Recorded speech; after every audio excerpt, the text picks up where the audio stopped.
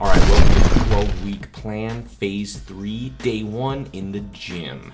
We're starting this workout off with squats. It's always a good rule of thumb to start off any kind of workout with the biggest compound movement. You have the most energy, and you want to expel that energy correctly with this big movement. Like squats can involve a lot of muscle, and you want to make sure you're pushing correctly through those heels and involving the hips throughout the motion. And it's also being supersetted with twisting split squats or lunges.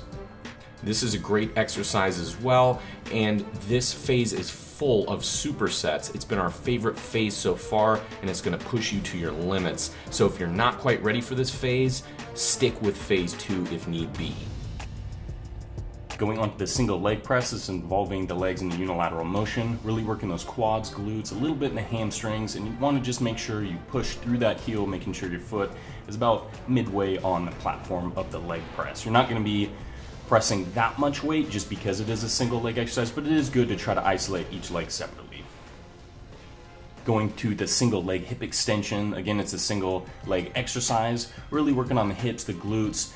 We're on top of a bench here, so we get further the range of motion. You can really dip the hips down and you're pushing straight up through the heel, get a nice squeeze at the top, and then lift down to bottom position before pushing up through the glutes again.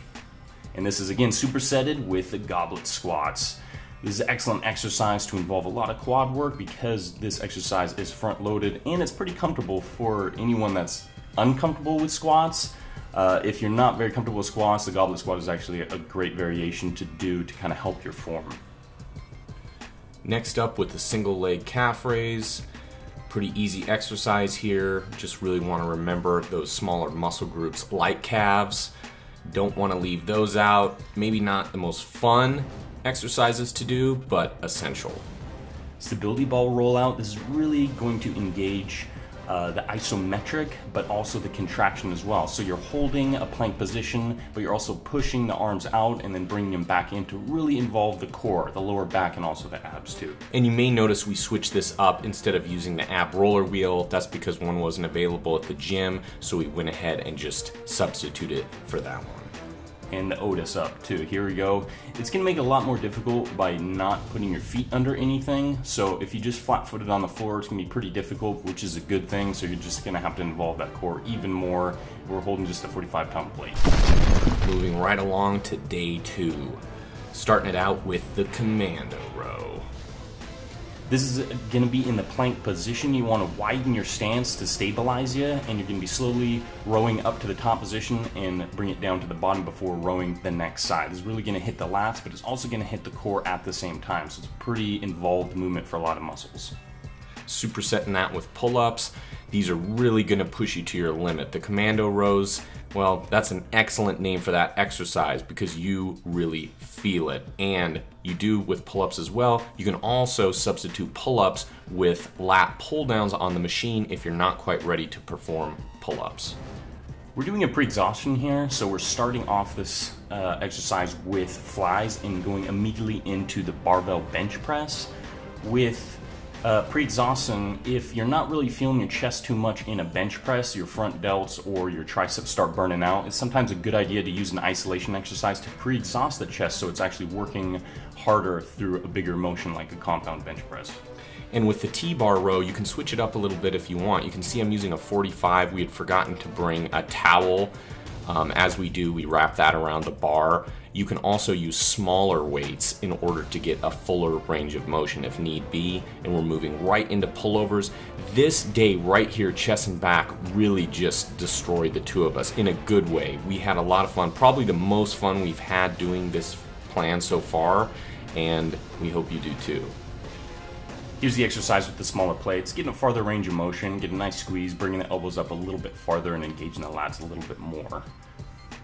Going on to the inclined dumbbell wide to close press. So you're just getting a wider press to begin with, getting a little bit more stretch on the outside of the chest, and then bringing it inward and getting a little bit more activation in the inside of the chest with this double motion here.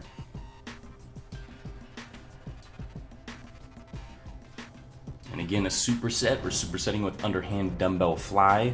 So this is the isolation here, just trying to concentrate more on the upper chest as well. So the clavicular portion of the chest is small. It doesn't have as many muscle fibers as the lower portion of the chest. So you just got to make sure you concentrate on that, especially if it's a weak point of yours, which it is for us. So we really try to hit that hard.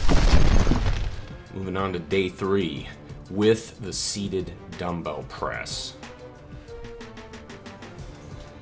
Seated dumbbell press, you're not going to be involving as much as the core because you're going to be stabilized through the motion, but it is very difficult because you can't get any bounce in the legs.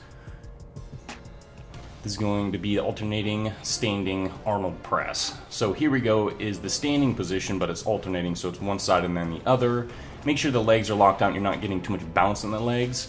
And we're supersetting right in with cable reverse fly for those posterior delts.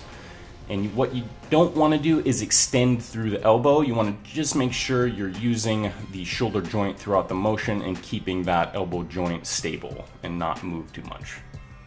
This is a great exercise because the posterior delts can be left out, so you also, just like calves, want to remember to include those as well.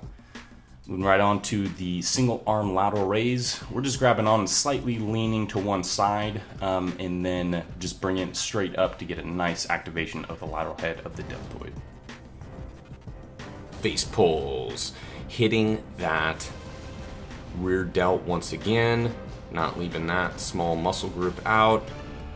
And moving on to dumbbell shrugs. This is a really tough one because we're supersetting it with farmer walks. So you're gonna wanna hit that rep range on the shrugs and then you're just gonna go straight onto the farmer walk until failure. So just walk as long and as far as you can until you can't do it anymore, and then you're good to go.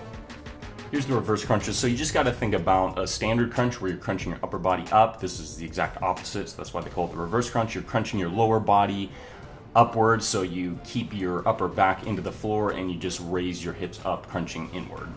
Moving right on to windmill. So what you want to do is keep your legs straight and you're going to push your hip outward and your shoulder joint is going to articulate to make sure it's held straight above and you're just reaching down with the opposite arm. And this is really going to engage in the obliques, a little bit in the lower back as well. All right, here we go. We're doing some more supersets. This we're starting off with a compound movement for the arms, so we're doing an underhand row. It's going to involve the biceps as well as obviously the lats, and then we're moving right on to reverse grip bench press, which is going to involve a little bit more of the triceps because of the underhand grip. So these are two compound movements we want to start off the workout with, and then we're moving right on to barbell skull crushers, which is isolating the triceps throughout the motion. A big movement for those triceps.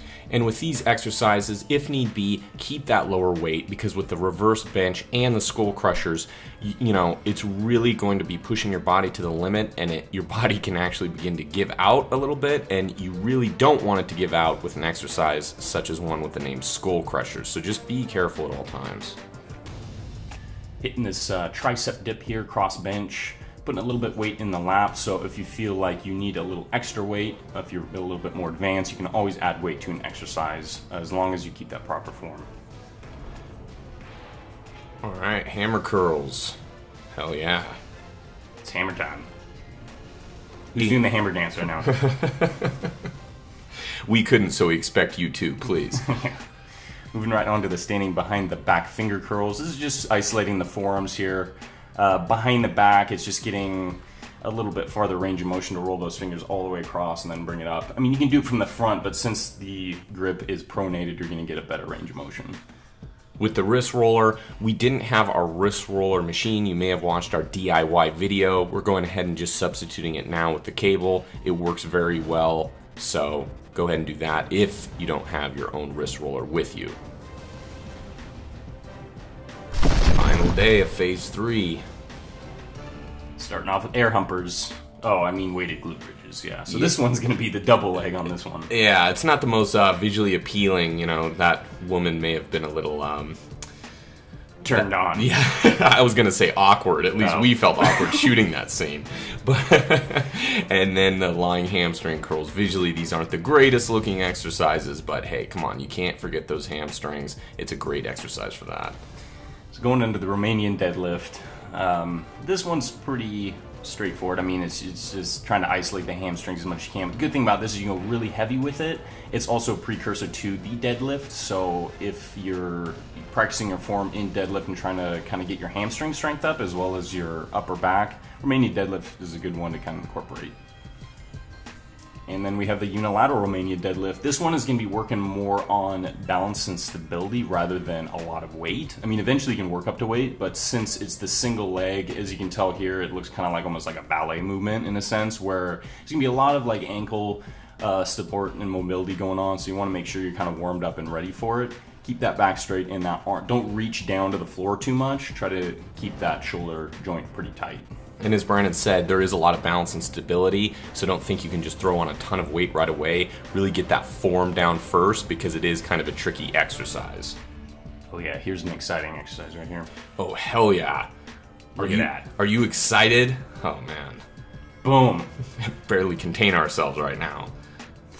Yeah, calves, definitely want to never forget calves, but it's not the most exciting. The good thing is, though, you don't have to work them too much to get a massive pump because you're isolating them so much. Make sure you get the full range of motion, get a stretch all the way down, and really pull those heels all the way up to get a good squeeze. And as you can see, what Brandon was doing in those calves is he was doing 10 reps wide and then 10 reps close, so he was just switching up a little bit there as far as the positioning was concerned.